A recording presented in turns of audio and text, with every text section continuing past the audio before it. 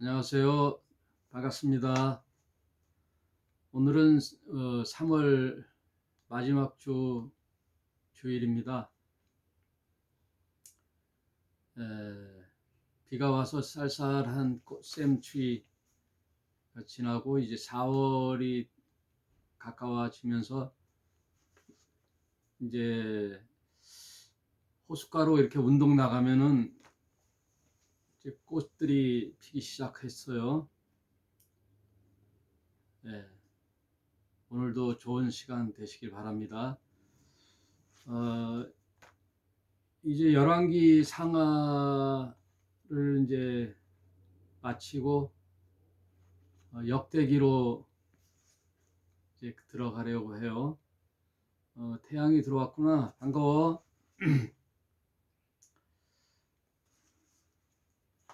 사실 모세 오경하고 이런 이제 사사기, 열왕기, 상하, 역대기 이런 기록물들은 그 역사의 그 시대 기록의 산물이 아니고 훗날 바벨론 포로로 이제 남유다가 망하면서 바벨론 포로기를 지나거든요. 그 바벨론 포로에서 돌아와서 이스라엘 백성들이 그 학사들이나 지도자들이 생각을 해봤어요. 왜 하나님이 택한 백성이 바벨론이라는 이방 나라의 속국이 되어 포로로 오랜 시간을 겪었는가 하고 살펴봤더니 하나님 뜻대로 말씀대로 율법대로 살지 않았음을 깨닫고 하나님의 말씀인 모세오경과 또 이스라엘 민족의 역사서들 그런 율법 책들을 모아서 이제 신앙 재교육을 하려고 이제 모으다 보니까 이런 기록물들을 편집하고 또 기록하게 됐죠. 그래서 역대기에 가보면은 처음 이제 족보가 나오죠. 1장부터 이제 9장까지 아담부터 그 바벨론 포로에서 나중에 이제 바벨론이 페르시아에게 또 망하거든요. 그러니까 인류 역사의 강대국들은 영원한 것 같은데 계속 이제 새로운 패권국이 나오죠. 새로운 강대국이 나옴으로써 지난 역사를 살펴보면은 영원할 것 같은 나라가 없어요. 다 또 망하고 또 새로운 강대국이 출현하고 그런 걸 살펴볼 수가 있어요. 그래서 그 역대기 1장부터 9장까지의 족보는 아담부터 쭉 나와서 페르시아가 페르시아의 이제 고레스 왕이라는 자가 칙령을 내리죠. 예, 너희도 이제는 본국으로 돌아가서 성전을 재건하고 이제 귀환을 하라라는 이제 칙령이 내려지는데 그 칙령이 내려지기까지의 족보를 쭉 이제 기록했어요. 그게 갑자기 뭐 페르시아의 고레스가 마음이 후덕해서 그런 것이 아니라 하나님이 그에게 그런 생각을 부어줬다는 거예요. 여러분, 성경을 이제 나중에 뭐 에레미야서나 다니엘서를 공부할 때 다시 말씀드리겠지만 바벨론의 포로 기간을 70년으로 작정되었더라 이런 이야기들이 나와요. 이런 것들은 다 하나님께서 어떠한 그 하나님의 구속사적 섭리 가운데 이렇게 역사의 진행을 하시는 것을 볼 수가 있어요. 이방 나라의 고레스라는 왕도 하나님이 사용하시죠. 또 출애굽할 때 보면은 애굽에서 이스라엘 백성이 탈출할 때에도 하나님께서 그 바로의 마음을 강팍하게 하셨다 그러잖아요. 바로의 마음을 강팍하게 하사, 그런 것들은 모든 이 세상의 왕들은 하나님의 통치하에 있어요. 그 이사야서를 자세히 읽어보면은 하나님은 죽이기도 하시고 살리기도 하시고 또 계획을 바꾸기도 하시고 또 돌이키시기도 하시고 이런 것들을 볼 수가 있어요. 이사야서에 그런 게 나와요.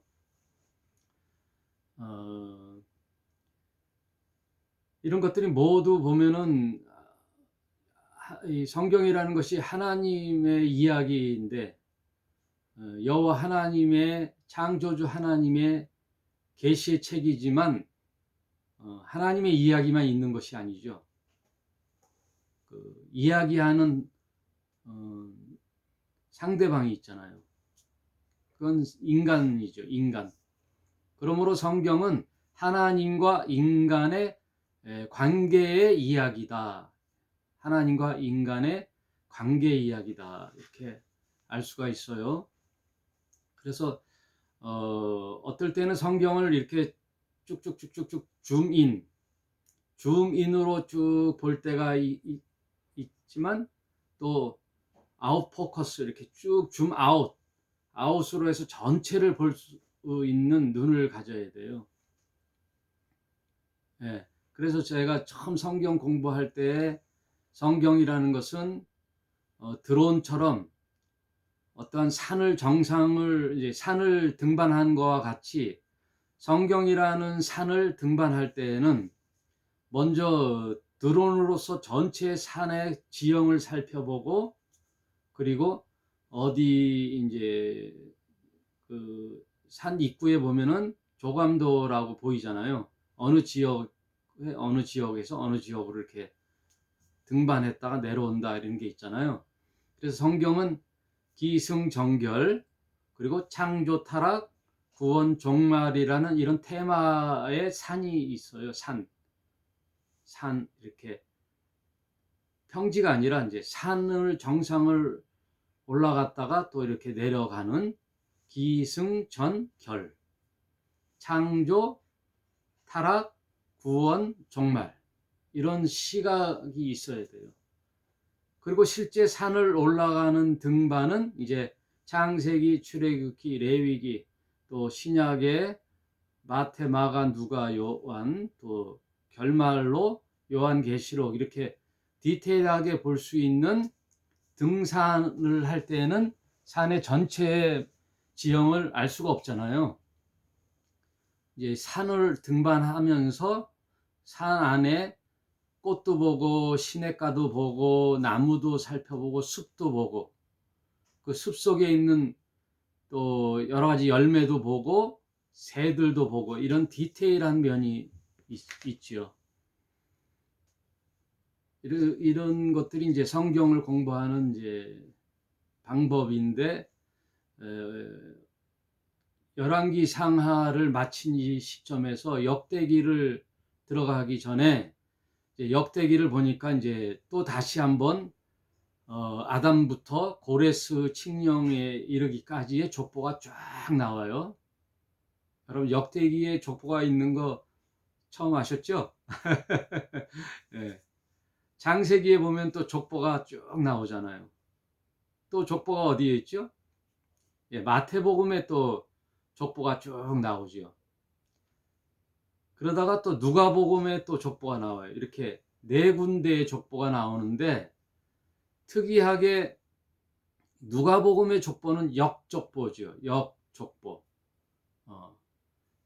창세기의 족보나 이 역대기의 족보는 이렇게 보면은 아담 이렇게 나오지. 아담부터 쭉 아브라함, 이삭, 야곱 이렇게 쭉 나오는데 누가복음은 거꾸로 예수님으로부터 아버지로 역으로 올라가요. 다른 족보는 누가 누굴 낳고 누가 누굴 낳고 이렇게 자식 역대로 이어지는데 누가복음은 아버지 쪽으로 역을 추적하죠. 그래서 그의 아버지는 누구, 그의 아버지는 누구 해서 쭉 올라가면 어디까지 올라가요? 인류가 아담으로 가는 거예요. 여러분, 여러분으로 보세요. 자신으로. 나의 아버지, 나의 아버지의 아버지, 그의 아버지의 아버지 쭉 올라가면 누가 나와요? 인류의 시조가 나오잖아요. 아담이라는 시조. 그런데 누가복음에는 아담으로 끝나는 것이 아니라 그 아담 위에 하나님으로 끝나요. 아담을 창조한 하나님으로 끝나는 거죠, 족보가. 그러므로 이 세상의 모든 인간은 피조물이죠. 하나님의 피조. 창조주 하나님. 그게 족보의 정체성을 보는 거예요.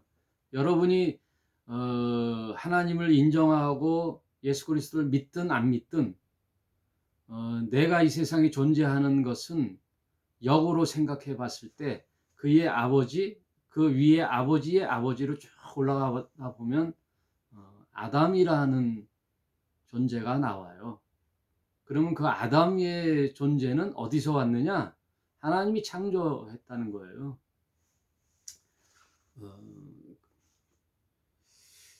그것을 이제 창세기 이 성경은 그걸로부터 시작해요. 그래서 지금 성경 전체를 다뤄볼 건 아니고 열왕기 상하를 끝내면서 놓친 부분을 한번 살펴보고 그리고 족보상의 가장 핵심인 자들 그건 뭐예요? 하나님의 언약 관계에 있는 자들을 살펴보면서 오늘 시간을 한번 한 시간을 해볼까 해요.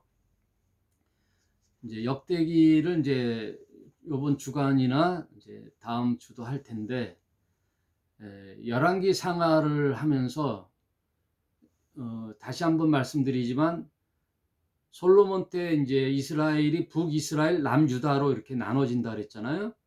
그러면서 북이스라엘은 19명의 왕, 남유다는 20명의 왕의 치적을 이제 기록했어요.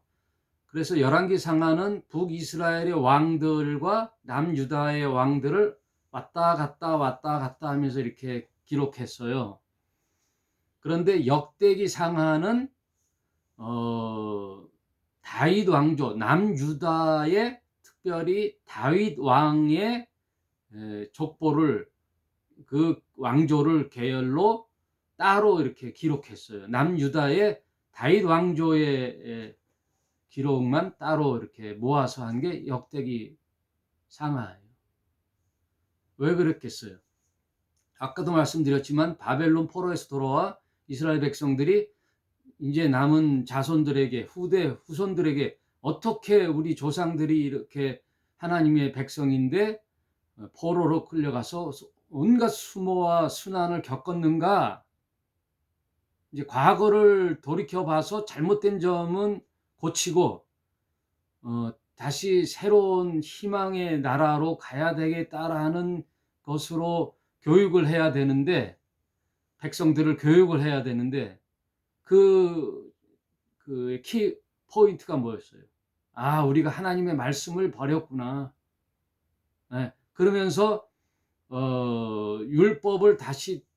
율법책을 토라, 모세오경을 데려오고 또 역대의 왕들을 살펴보면서 조상들을 살펴보면서 잘못된 점을 이제 한번 지적해 보는 거예요.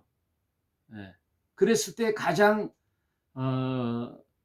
위대한 롤 모델 말하자면은 우리가 본받아야 할 왕은 누구였을까 봤더니 다윗이라는 거예요. 다윗 때 하나님을 가장 잘 섬겼고 그 당시 가장 강력한 나라였고 찬란한 나라 그 다윗 왕조의 찬란함을 다시 재건하고 싶은 희망을 꿈꾸며 롤 모델로서 다윗을 정한 거예요. 그래서 그 역대기 상하는 다윗에 초점이 맞춰져 있는 거예요. 그래 열왕기 상하에서는 다윗 왕을 부각시키지만 역대기 상하에서는 더 악한 왕들을 부각시켜서 좋은 점만 보면 안 되잖아요. 잘못된 점도 봐야 되잖아요. 왜 그랬을까? 그런 걸 살펴보는 거예요. 그런 걸 살펴봤을 때 우리도 마찬가지죠. 나도 지난 과거를 돌이켜 봤을 때 뭐가 잘못됐을까라는 걸 살펴보고 오늘 나의 정체성을 보면서 앞으로는 이렇게 해야 되겠다. 이것이 이제 훌륭한 해안이지요. 지혜지요. 저와 여러분도 마찬가지죠. 내 인생에 지난 과거를 돌이켜 봤을 때 온갖 이제 실패의 연속들, 잘못했던 과오들 이런 것들을 살펴보고 지금 오늘날 현실을 직시하면서 내가 어떻게 살아야 되겠다라는 것을 확인하고 그리고 앞으로의 이런 삶을 살아야지 하고 다짐하고 희망하는 이런 것들이 지혜예요. 성경을 보는 이유예요. 그것도 목적이 결국은 이제 나한테 있는 거죠. 그래서 이제 열왕기 상하 중에 가장 악한 왕을 한번 2명을 살펴보고 그리고 성경 전체에 있어서의 핵심된 부분을 살펴보도록 하겠습니다.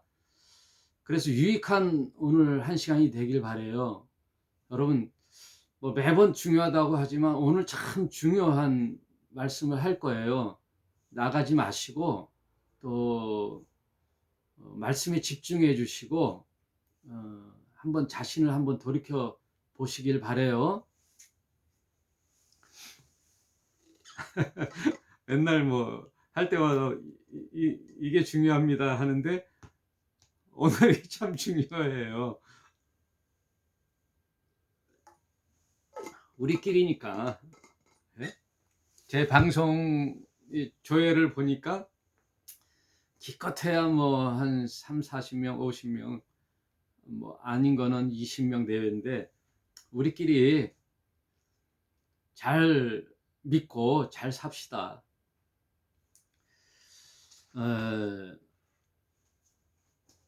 왕정 시대의 가장 악한 왕은 북이스라엘에서는 여러분 눈치챘겠지만 누구예요?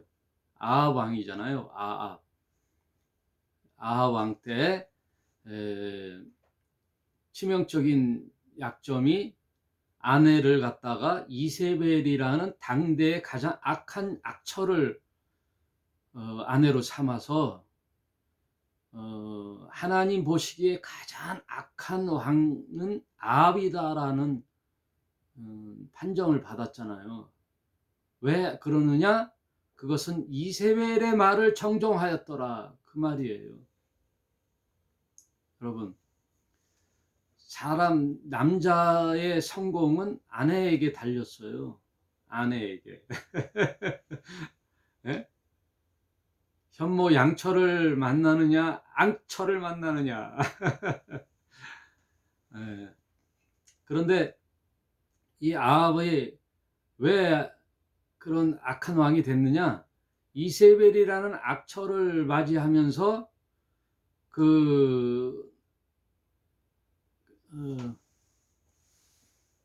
뭐가 또 뜨네요. 이세벨이 어떤 사람이었어요? 예. 이방 나라의 제사장으로서 바알 선지자 450명, 아세라 목상을 섬기는 400명의 선지자를 아합이랑 혼인하면서 데리고 왔잖아요.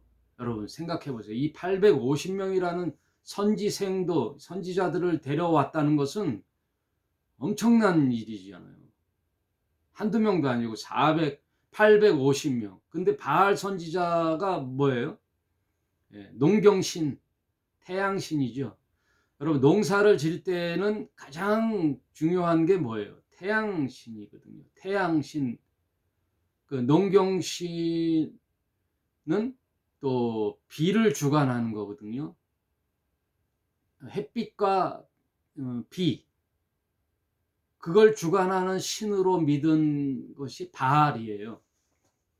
그리고 농사를 잘 짓고 또 세상의 주관자들은 뭘 중요시해요? 다산, 생산하는 거죠. 예. 종족을 번식하는 거죠. 그러니까 자식을 많이 낳는 게 복이죠. 그래서 풍요와 다산의 상징인 바알과 아세라, 엄청난 악한 신이에요.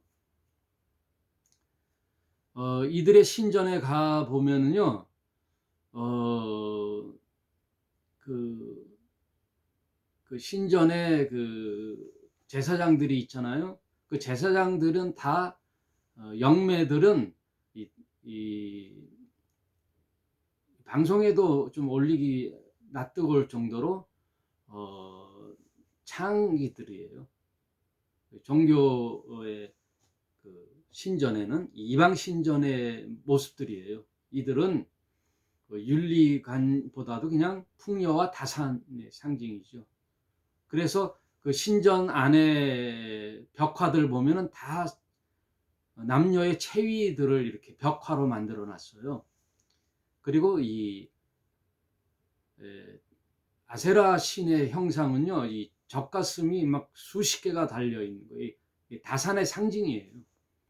바알은 태양 신을 이렇게 모형으로 만들어서 풍요와 다산의 상징이죠. 이방 신들은 그들을 섬겼다라는 거예요. 그럼 하나님께서 하나님 목전에 악을 행하는 건 뭐예요? 온 천하의 신은, 유일하신 참 신은 여호와 하나님 한 분뿐이잖아요. 그것도 십계명에 나 외에 다른 신을 섬기지 마라. 나는 질투하는 신이니, 그러니까 우상 숭배하는 것을 가장 하나님은 혐오했거든요. 그래서 그때 가장 강력한 선지자 엘리야를 보내는 거예요. 엘리야. 그래서 갈멜산에서 누가 참 신인지 정하자 그래가지고 지난 시간 쭉 전에 다 공부했잖아요. 엘리야를 보내서 결국은 참 신이 여호와 신임을 이제 증명했죠. 그래서 하나님이 보시기에 가장 악한 왕은 아합 왕이었다. 그래서 결국은 호세아 때 그 우상 숭배했던 것을 돌이키지 않아서 결국은 북이스라엘은 호세아 때 이제 멸망하잖아요. 그리고 남유다로 왔을 때에는 가장 악한 왕이 누구냐? 므낫세예요. 므낫셋이 가장 악한데, 아이러니하게도 이 므낫세는 북이스라엘이 멸망할 때 호세아 왕이었다 그랬잖아요. 그 호세아 왕을 보고서는 남유다는 깜짝 놀랐죠. 호세아의 바벨론의 그 아수르에 의하여 멸망하는구나 하고 경각심을 갖고 남유다는 호세아 왕의 치리를 들여다보면서 왜 저 나라가 멸망했지 하고 돌이킨 왕이 누구예요? 그게 히스기야라 그랬잖아요. 히스기야. 그 히스기야가 열왕기하 20장에 보면은 히스기야 왕 때 열왕기하 18장에 있다 그랬잖아요. 호세아 3년에 히스기야 왕이 유다의 왕이 됐는데, 가만히 보니까 북이스라엘이 호세아 때 망했으니 반대로 하면은 안 망하는 거잖아요. 호세아 했던 일에 반대. 그래서 히스기야가 어떻게 했냐면 여호와 보시기에 정직을 행하며 여러 산당을 제하며, 그 우상 숭배하던 산당을 제하며 주상을 깨트리며 그 주물로 만들어 어떤 상들 그 바알 상들을 깨트려 버리고 아세라 목상, 아세라는 또 나무로 만든 상이에요. 그거를 찍어서 없앴고, 모세가 만들었던 노뱀, 이스라엘의 자손이 이때까지 향하여 분향하며, 그러니까 그 광야에서 지난 시간에 공부했죠. 민수기 21장에 있는 그 노뱀을 아직도 거기에다가 향을 피우며 제사를 지냈던 그런 모든 분향단들을 부숴버리고 했던, 이제 개혁을 했단 말이에요. 히스기야가. 우리도 멸망하기 전에 정신 차려야 되겠다 하고 이제 히스기야가 개혁을 했어요. 개혁을 하고 난 후에 히스기야가 죽을 병이 걸리지만 하나님의 기도로 하나님께 기도함으로 이제 15년을 연장하는 일들이 쭉 나오죠. 그때 활동했던 선지자는 이사야예요. 이사야가 여러분 그 구약 때 참 위대한 선지자 하면은 엘리야잖아요. 그 엘리야는 언제 활동했어요? 금방도 얘기했듯이 북이스라엘 가장 악한 왕 아합 때 활동했고, 남유다의 가장 악한 왕은 또 누구냐? 므낫세라 그랬잖아요. 므낫세 때 또 활동하였던 이 선지자는 그 위대한 이사야 선지자.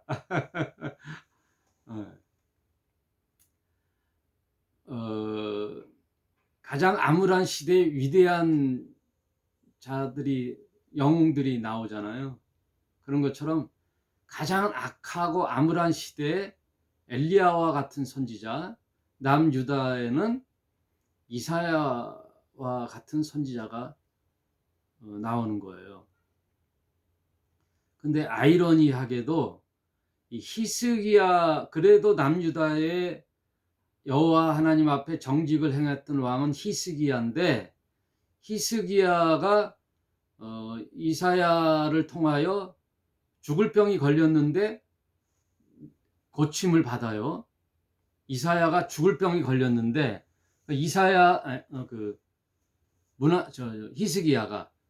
히스기야가 29년을 통치를 해요.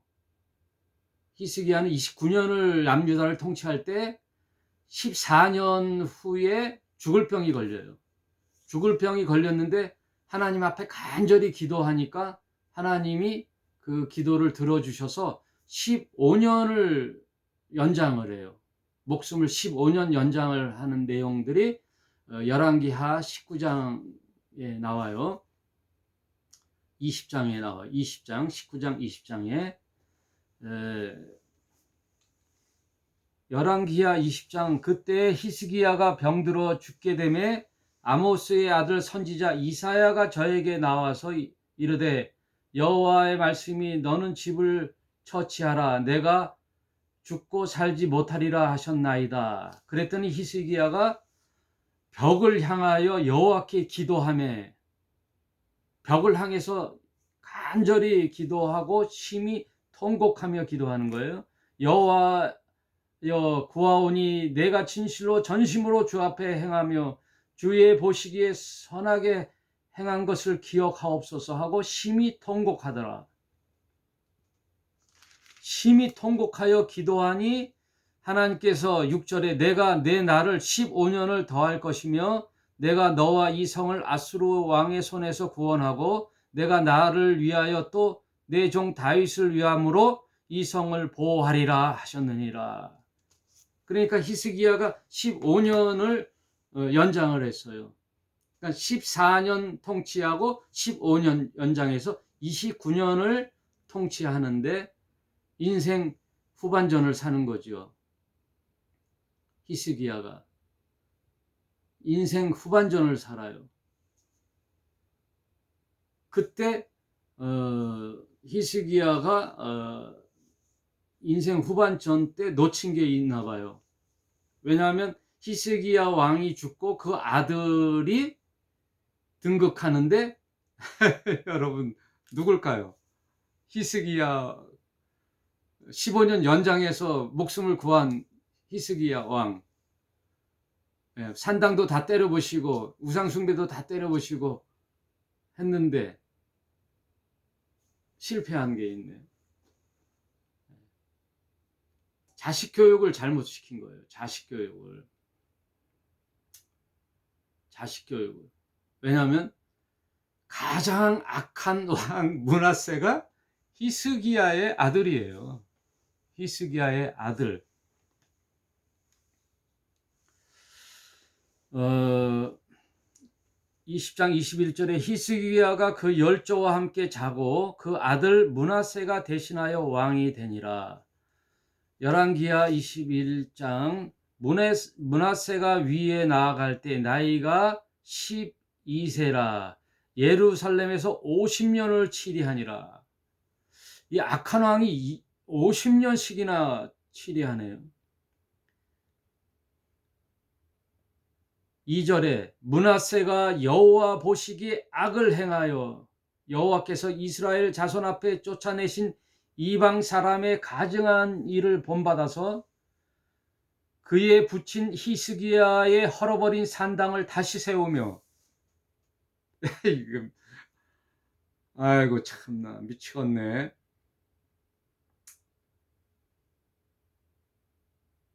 아니 아버지의 그것을 본받아야 되는데 아버지의 헐어버린 산당을 다시 세워요. 이스라엘 왕 아합의 소위를 본받아 북이스라엘의 아합 왕의 치적들을 본받아 바알을 위하여 단을 쌓으며 아세라 목상을 만들며 하늘의 1월 성신을 숭배하며 섬기며 여호와께 전에 이르시기를 내가 내 이름을 예루살렘에 두리라 하신 여호와의 전에 단들을 쌓고 또 여호와의 전 두 마당에 하늘의 1월 성신을 위하여 단을 쌓고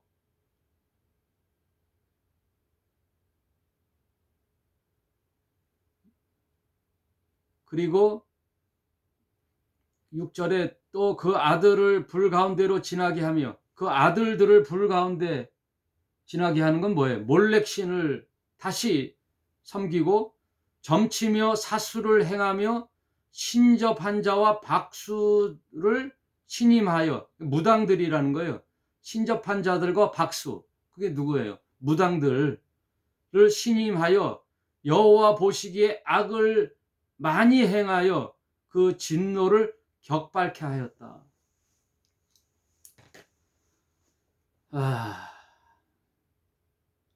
남유다가 희망이 없지요. 다시 예전으로 돌아가서 우상을 섬기고 몰렉신을 섬기고 바알을 섬기고 아세라를 섬기면서 1월 성신을 또 섬기는 무당들을 섬기고 점치고 그러잖아요. 그래서 여호와 하나님 앞에 진노를 격발케 하였다. 그때 누가 또 등장하겠어요?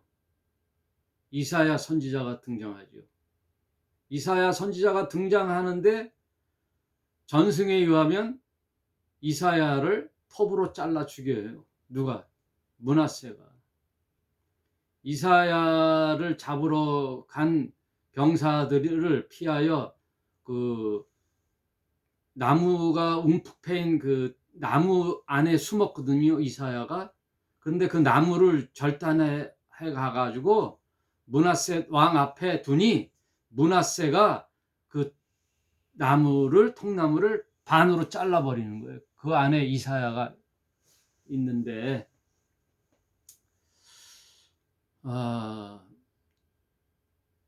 그 가장 악한 왕이 50년을 치리하는 동안에 무수히 하나님의 종 선지자 이사야가 외침이 이사야서예요. 이사야서 66장. 이사야가 66장에 걸쳐서 히스기야와 므낫세 때 외쳤던 선지자예요. 결국은 이스라엘과 유다가 망하는데 그 이유는 바로 여호와 보시기에 악을 행했다 그거예요. 우상 숭배하여 결국 망했다. 그것을 바벨론 포로에서 돌아온 이스라엘 백성들이 그들의 선조들의 치적들을 살펴보면서 교훈을 삼는 거죠. 조상들의 삶을 보고선 교훈을 삼는 거예요. 우리는 어떻게 해야 되겠는가? 하나님 앞에 돌이켜야 되겠다. 그 얘기예요. 이 정도로 열왕기 상하를 하고 역대기를 보면서 여러분 그 열왕기 상하와 역대기를 보면서 우리가 오늘날 이스라엘 백성처럼 우리도 살펴보아야 할 것이 결국은 뭐예요? 나를 돌이켜 보자는 거죠. 나를 돌이켜 봐야 되겠다.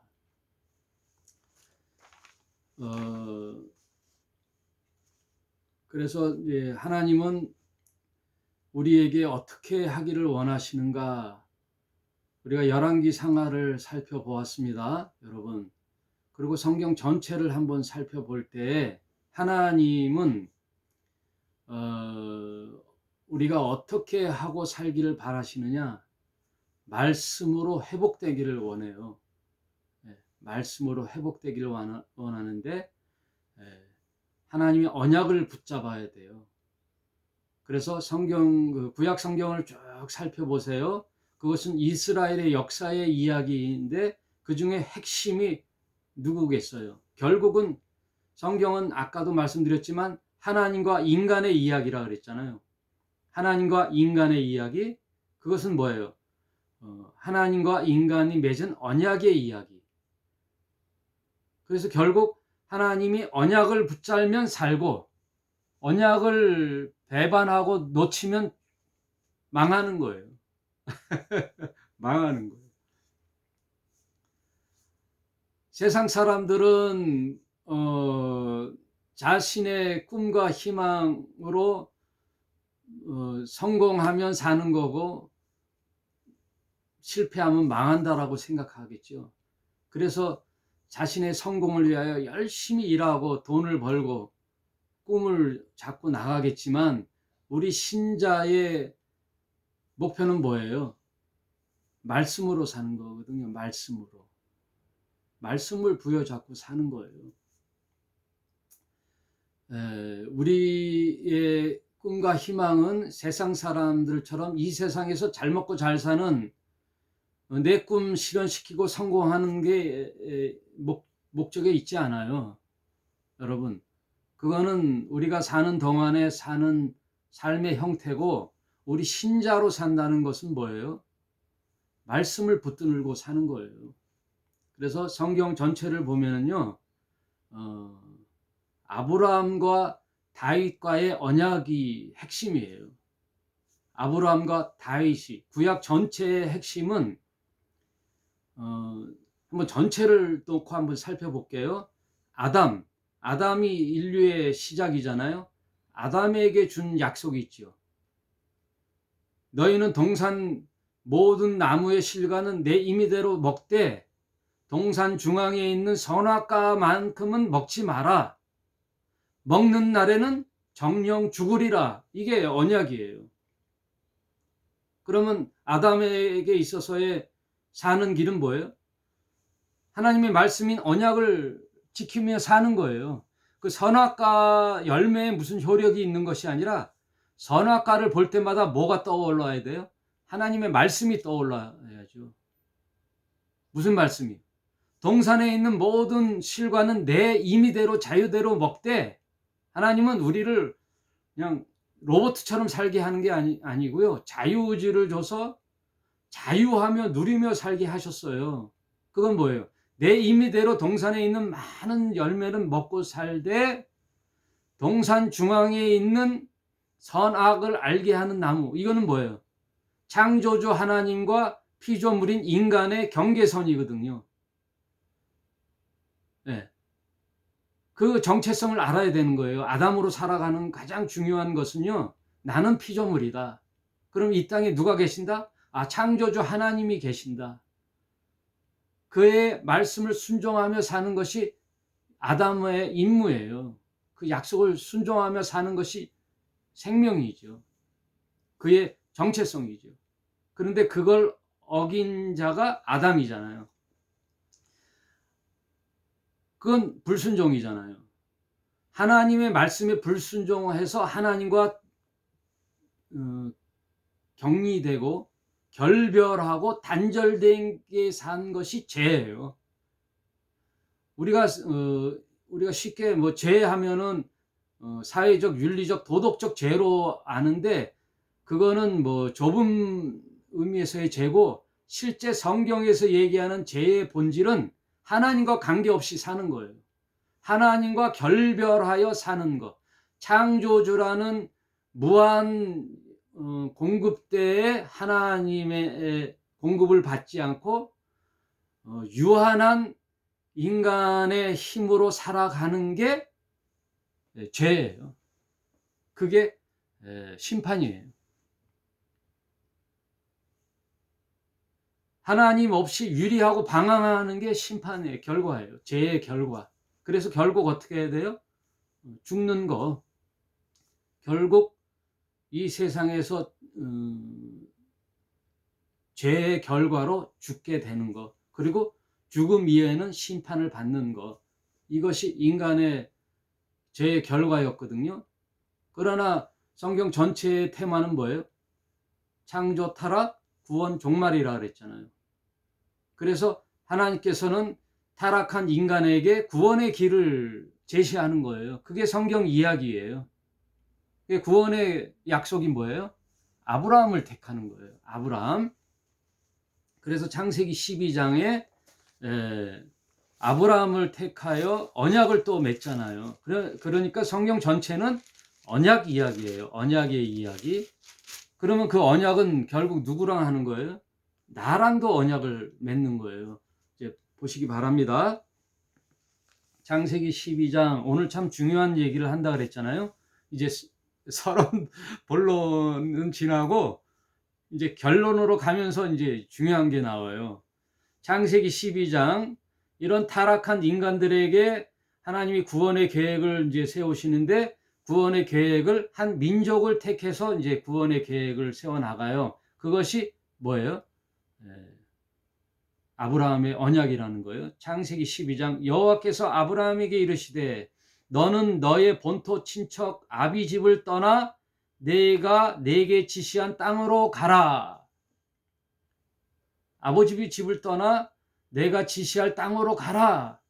그러면은 하나님의 계획에서 거기가 어딘데요? 그래서 어떻게 하겠다는 거지요? 하고 모든 것을 알고 간 게 아니라 오로지 나에게 지시한 저 여호와 야훼 하나님의 말씀만을 믿고 순종하며 나가는 것이 언약의 체결이에요. 그래서 결국 하나님께서 그런 명령을 하셨지만, 에이, 그게 뭐예요? 저는 안 가요 하고 불순종하면 언약 체결이 되지 않아요. 그러나 그 친척 아비 집, 아버지의 집 갈대와 우르를 떠나가는 것이 아브라함의 순종이에요. 그래서 뭐라 그러냐면은, 하나님은 아브라함이 순종함으로 아브라함이 하나님을 믿음에 그것을 의로 여겼다는 거예요.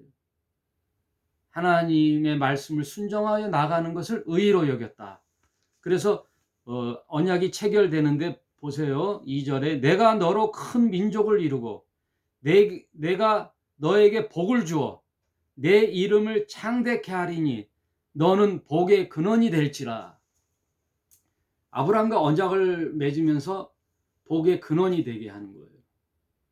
그래서 내 후손으로 올 모든 자들이 복을 받게 될 것이다. 그래서 이스라엘이라는 나라의 선조가 누구예요? 아브라함과 이삭과 야곱. 그래서 야곱의 12 아들로 해서 이스라엘이라는 나라가 형성되잖아요. 예. 그래서 복의 근원으로 삼는데 이 이스라엘이라는 나라에서 아브라함으로 끝이는 것이 아니라 그 아브라함의 족보에 누가 나와요? 예. 다윗이 나온다는 거예요. 그래서 구약의 언약의 핵심은 아브라함과 다윗의 언약이에요.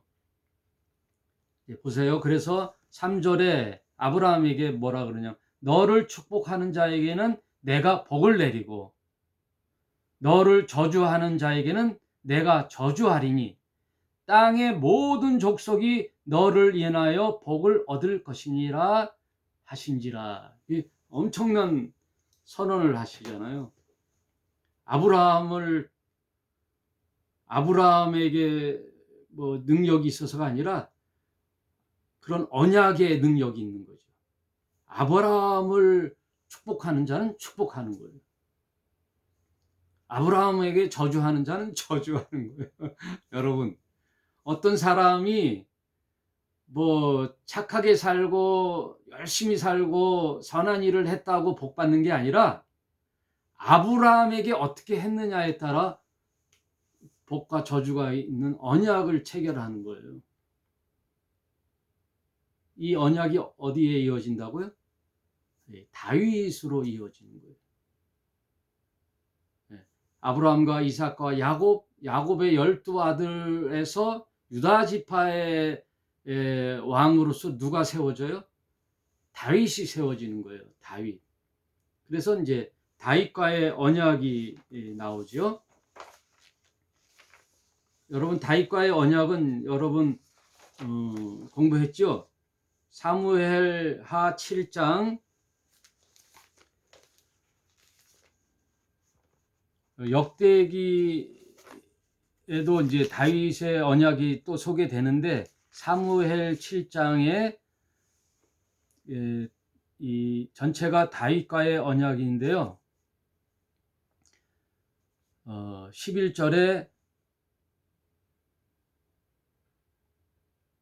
전에 내가 사사를 명하여 내 백성 이스라엘을 다스리던 때와 같지 않게 하고 너를 모든 대적에게서 벗어나 평안케 하리라.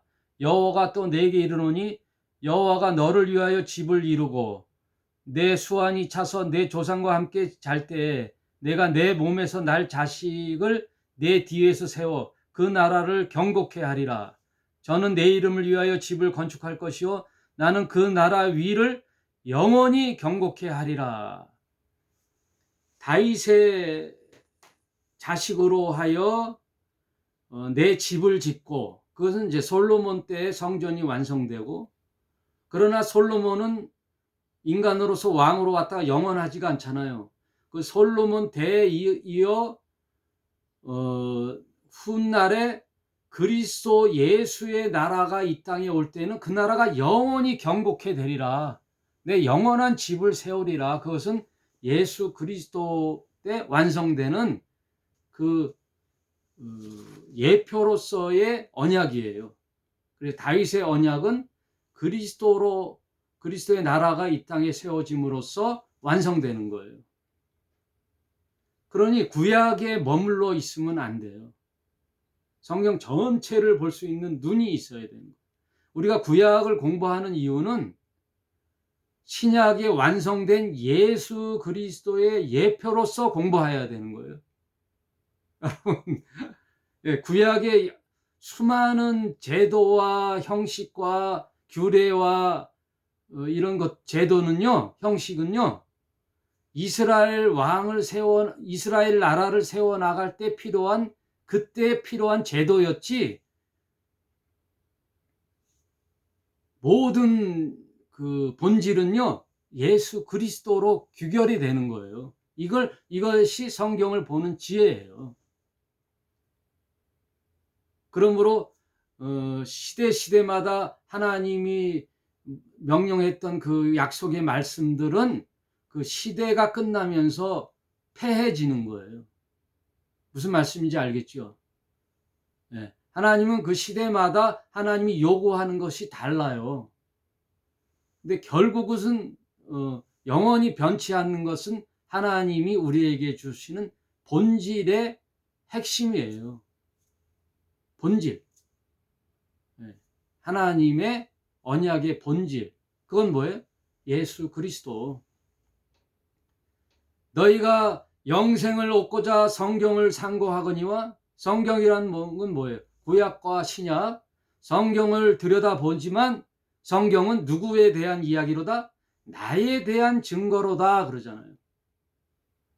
예수께서 나에 대한 이야기로다. 그러므로 구약은 오실 그리스도, 신약은 오신 그리스도, 그리고 요한계시록은 장차 다시 오실 그리스도. 이 온통 성경은 그리스도 예수를 초점으로 해서 해석해야 되는 거예요. 그러므로 그 시대마다, 이 시대는 몇천 년의 개입이 있어요. 수천 년의 개입이 있는데 그 시대마다 하나님이 그 시대에 맞는 말씀을 했는데 그것을 오늘날에 적용한다? 그건 말이 안 맞는 거예요. 그의 핵심과 본질과 의미는 받아들이지만 그 형식과 절차는 시대마다 이제 다른 옷을 입고 나온다는 그 얘기예요. 그걸 잘 보시고 이제 이제 결론으로 들어가서, 그러면은 아브라함과 다윗에 대한 선언이 어디 있어요? 마태복음 1장에 있다고요. 아까도 얘기했지만 역대기에 족보가 있다 그랬잖아요. 마태복음 족보의 첫 시작이 뭐라 그래요? 신약 성경 처음 탁 폈을 때 마태복음 1장 1절, 아브라함과 다윗의 자손 예수 그리스도의 족보라, 예수 그리스도의 세계라 하고 마태복음 1장 1절이 딱 시작되잖아요. 하나님의 아들 예수 그리스도의 족보라가 아니라 아브라함과, 이건 뭐예요? 아브라함과 언약을 맺었던, 그리고 그 아브라함의 언약이 어디서 계승이 돼요? 다윗 왕으로, 유다 백성 다윗의 족보로, 후대에 다윗과의 언약의 계보로 내가 영원한 집을 세우리라 했던 그 언약을 승계하여 누가 오셔요? 예수 그리스도라는 분이 오시는데 그의 족보라 하면서 아브라함이 이삭을 낳고 이삭은 야곱을 낳고 쭉 족보가 나와요. 그러다가 나중에 누가 나와요? 16절에 야곱은 마리아의 남편 요셉을 낳았으니 마리아에게서 드디어 그리스도라고 칭하는 예수가 탄생하시니라. 이렇게 족보가 나오는 거예요. 그러므로 성경 전체를 볼 수 있는 눈은 아담으로부터 해서 죄가 들어왔으나 아브라함을 통하여 다시 구원하실 하나님의 계획이 언약이 선포되고, 그 언약이 다윗에 의하여 계승되고, 그 결론으로서 누가 결국 오셔요? 예수 그리스도라는 분이 이 땅에 오셔서, 그래서 예수님의 닉네임이 뭐예요? 후아담이에요. 아담이 실패했던 죄의 결과물을 예수라는 후아담이 다시 회복시키는 거예요. 그게 뭐예요? 구원이에요. 그래서 창조, 타락, 구원했다면 뭐가 나중에 오는 거예요? 종말이 있는 거예요. 인간 세상은 시작했으면 끝이 있는 거예요. 그래서 성경이 위대한 진리임이 모든 시작과 기원이 기록되어 있고, 그 과정도 기록되어 있고, 그리고 어떻게 된다라는 결론, 그리고 나로 적용돼 봐서는 나라는 인간은 어떻게 태어났는가, 나의 아버지, 그건 보니까 아담으로 거슬러 올라가 창조주 하나님이 나를 창조하셨네. 그럼 나라는 인간은 어떻게 살아야 될 것인가, 그거는 성경의 복음서에 나는 어떻게 인간으로서 하나님의 피조물로서 예수 그리스도의 제자로서 하나님의 자녀로서 어떻게 살 것인가라는 것이 복음서에 기록되어 있고, 그리고 나라는 인간은 어떻게 될 것이라는 것이 인류 전체의 종말과 더불어 나의 종말도 기록되어 있다는 거예요. 그러므로 성경은 인류 전체의 역사의 이야기인 동시에 그 이야기는 나의 이야기다, 그 얘기예요. 무슨 이야기인지 아시겠죠? 결국은 성경의 이야기는 나의 이야기. 아브라함과 다윗의 언약은 나의 언약이죠. 그래서 예수님이 오셔서 이 땅에 복음을 선포하시면서 우리에게 중요한 말씀을 줘요. 그럼 나와의 개인적인 언약은 어디에 있느냐? 오늘 조금 시간이 가도 좀 살펴보겠어요. 나의 언약의 말씀은 어디 있느냐? 마태복음 16장을 보겠습니다. 마태복음 16장.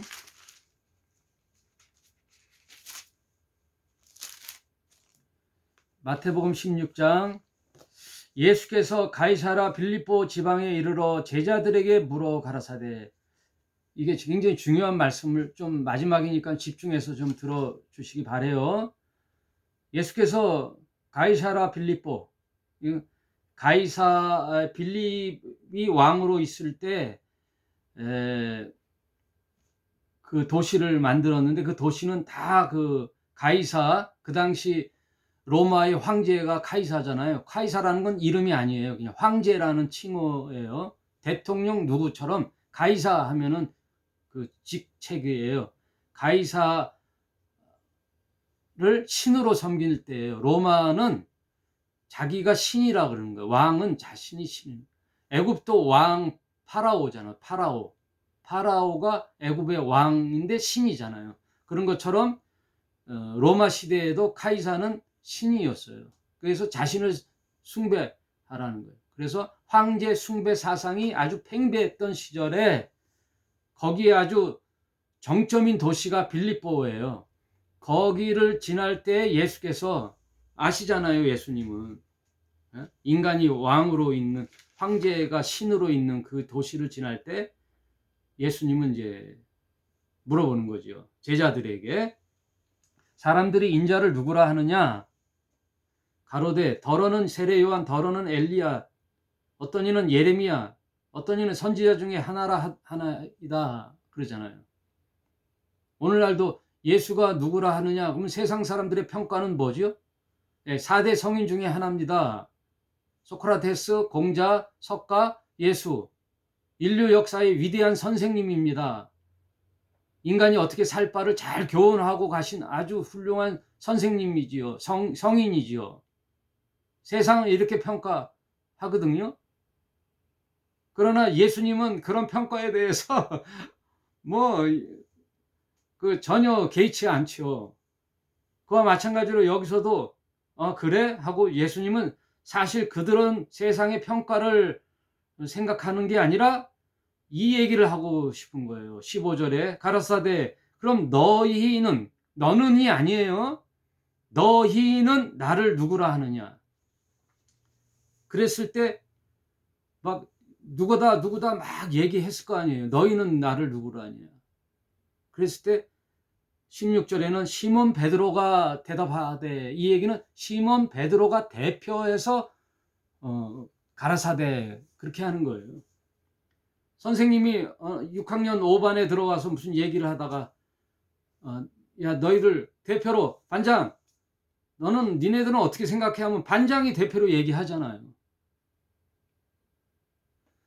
민주당의 이야기를 민주당 국회의원들이 이 말 저 말 다 하지는 않잖아요. 민주당의 대변인이 민주당을 대표해서 얘기하잖아요. 그러면 그 대변인이 얘기하는 대변인 개인의 생각입니까? 민주당 전체의 대표해서 얘기하는 겁니까? 민주당 전체의 생각을 대변해서 얘기하는 거죠. 대변인 개인 생각이 아니잖아요. 청와대의 대변인이 얘기하면 대통령의 생각과 청와대 전체의 기조를 대변인이 얘기하는 거잖아요. 여러분, 이게 너무 중요하기 때문에 그래요. 왜냐하면 이거에 하나에 아주 종파가 달라졌어요. 예? 예. 예수님 당시에 이제 로마 카톨릭이 국교로 형성됐거든요. 로마 카톨릭이 로마 시대의 국교가 돼요. 기독교가 국교로 공인되거든요. 그래서 313년에 콘스탄티누스에 의하여 기독교가 국교로 공인돼요. 313년에. 그때 세워지는 종교가 로마 카톨릭이잖아요. 그래서 그에 세워지는 제도가 교황제도예요. 교황제도. 거기에 기조가 되는 성경 구절이 여기거든요. 잘 보시기 바라요.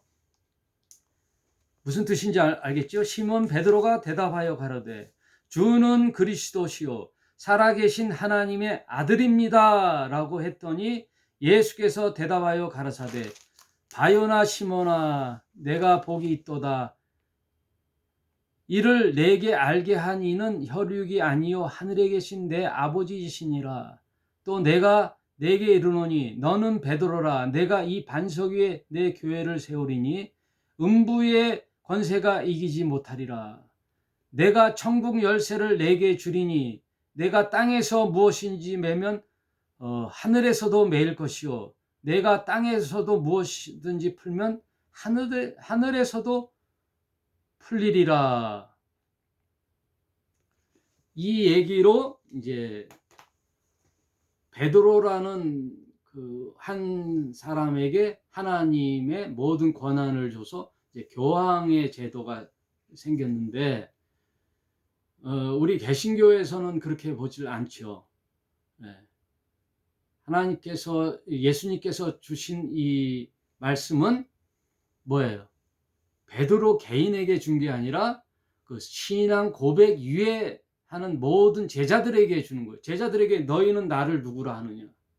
주는 그리스도시요 살아계신 하나님의 아들입니다 라고 고백하는 모든 제자들에게 이런 교회를 세우는 권한, 교회가 되는 권한, 그리고 천국 열쇠를 주는 권한이 있는 것이지 베드로 한 사람에게 주는 권한이 아니에요. 그 말은 왜냐하면 그 이후에도 나와요. 왜냐하면 이때 예수께서 자기가 예루살렘에 올라가 장로들과 대제사장들과 서기관들에게 많은 고난을 받고 죽임을 당하고 제3일에는 살아나야 할 것을 제자들에게 비로소 가르치시니 그때 비로소 가르쳤다는 거예요. 왜? 곧 십자가에 달려 죽을 거라는 거. 그 전에는 제자들이 몰랐어요. 그랬더니 깜짝 놀라서 그때 또 누가 나와요? 베드로가 예수를 붙들고 가나여 가로되. 성경에는 가나여 나오지만 원어적으로 해석하면 팔을 탁 붙잡고 옷을 탁 붙잡고 예수님 이게 무슨 말이에요? 예? 무슨 얘기하는 거예요 지금? 하면서 가나여 가로되 주여 그리 마옵소서 이 일은 결코 주에게 미치지 아니하리라. 죽는다니 무슨 말입니까? 내가 집도 떠나오고 내 직업도 팽개치고 내 마누라하고 장모님한테 욕은 바가지로 먹으면서도 당신을 따랐건늘 이제 와서 죽는다니 그게 무슨 허망한 얘기입니까? 무슨 소리예요? 하고 제자들도 다 그랬다는 거예요. 그 대표에서 베드로가 그렇게 하면 안 됩니다. 그랬더니 예수께서 돌이켜 베드로에게 이르시되 사탄아 내 뒤로 물러가라. 너는 나를 넘어지게 하는 자로다.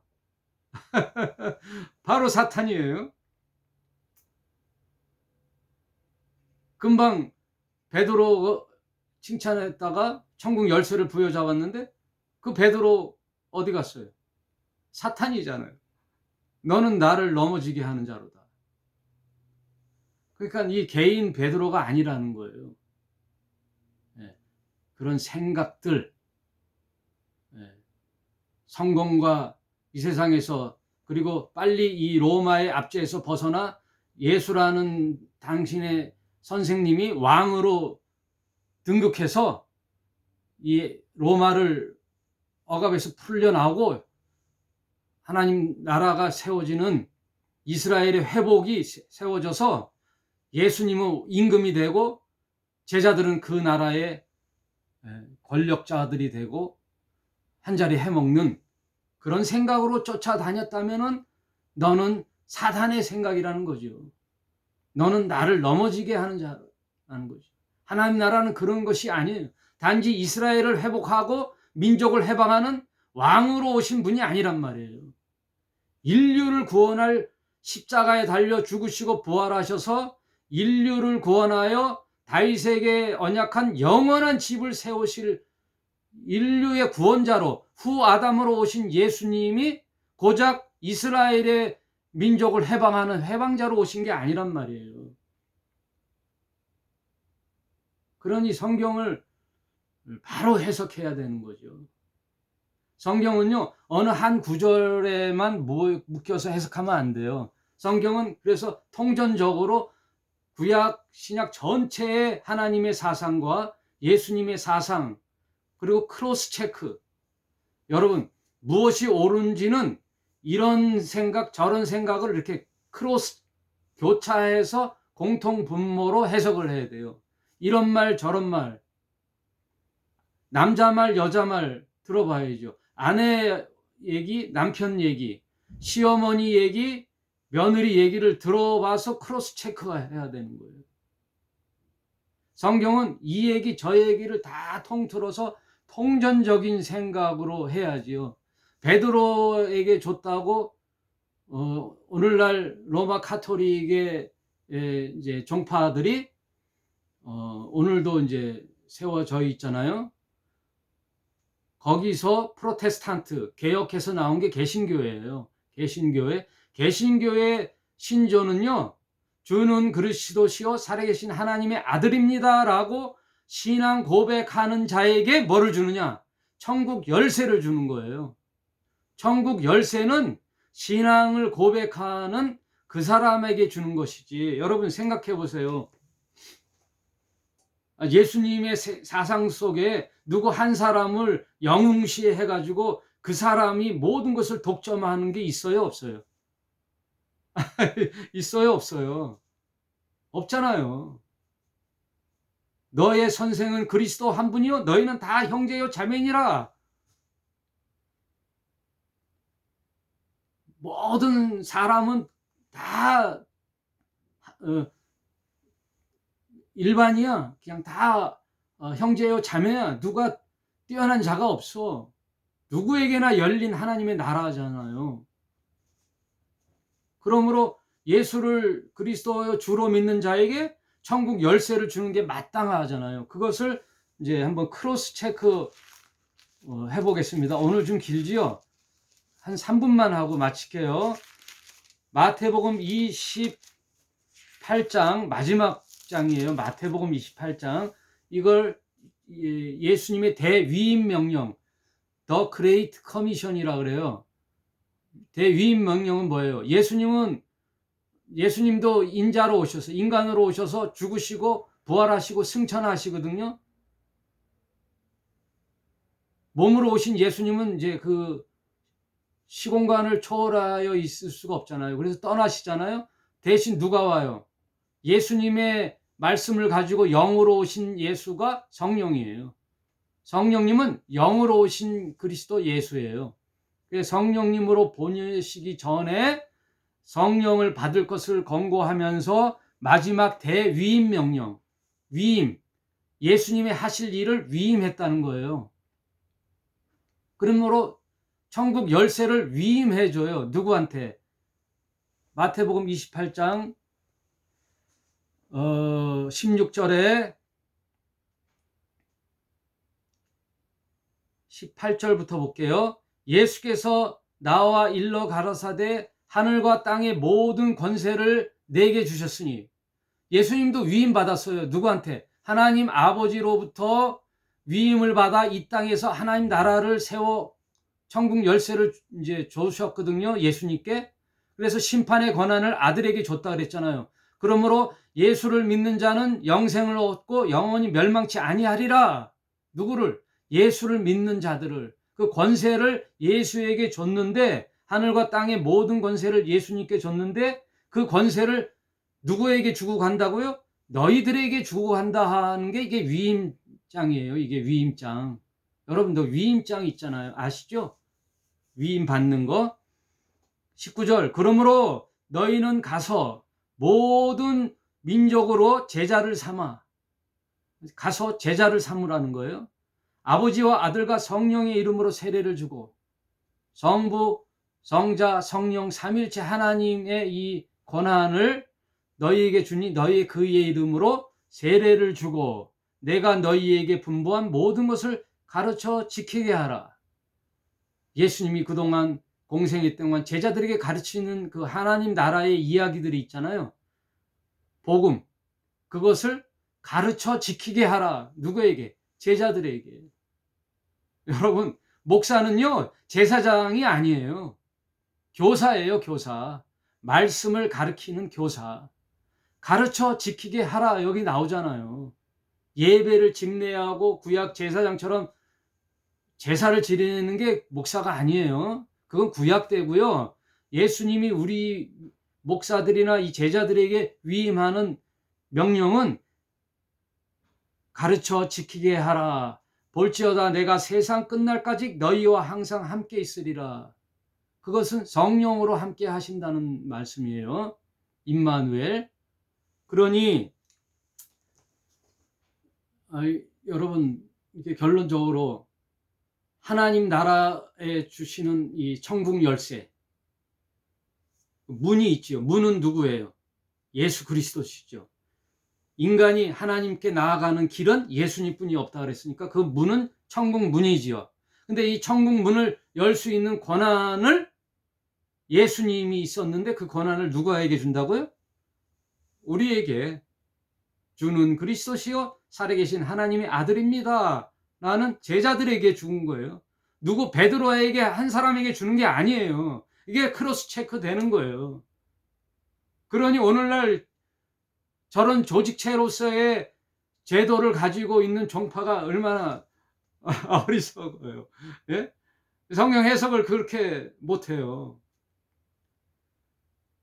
여러분 부활의 교회 담임 목사인 이상문 목사가 쬐깨난 교회 목사인 것 같아도요 성경을 바로 해석해야 되는 거예요. 예?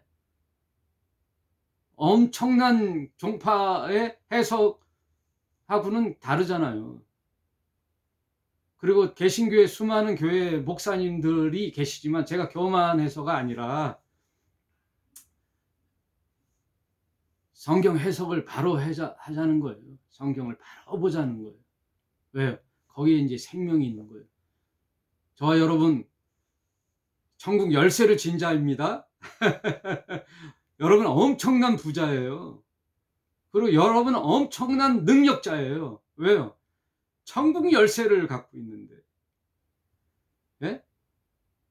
금은 보석이 가득 차 있는 어떤 금고의 열쇠만 갖고 있어도 엄청난데 여러분은 천국에 갈 수 있는 문의 비밀번호, 열쇠라 그러지 말고 이제는 띠띠띠띠 하는 비밀번호를 알고 있는 능력자예요. 여러분, 저와 여러분은 그 능력을 펼치시길 바라요. 복음의 증명자들이 되길 바라요. 그 비밀번호를 해제하시길 바라요. 복음의 능력이 누구에게 있어요? 우리에게 있는 거예요.